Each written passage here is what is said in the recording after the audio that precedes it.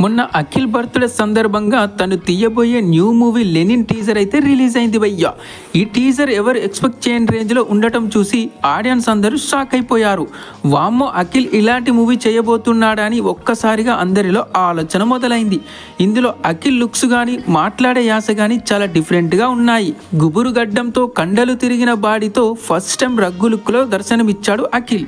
తను తీసిన ప్రతి ఒక్క మూవీ ఫ్లాప్ అవ్వడంతో చాలా రోజులు గ్యాప్ తీసుకొని మంచి కంటెంట్తో ఆడియన్స్ ముందుకు రాబోతున్నాడు. ఈ టీజర్లో విజువల్స్ చూస్తుంటే ఒక దేవుడి కథ ఆధారంగా ఈ మూవీ రాబోతుందని అనిపిస్తుంది.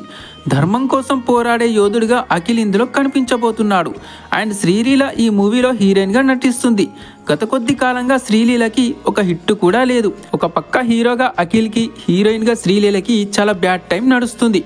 మరి వీళ్ళిద్దరి కాంబినేషన్లో వస్తున్న ఈ మూవీ రిజల్ట్ ఎలా ఉంటుందో చూడాలి. మరి ఈ మూవీతో దరిద్రం పోయి వీళ్ళిద్దరి కెరీర్లో అదృష్టం తలుపు తడుతుందంటారా?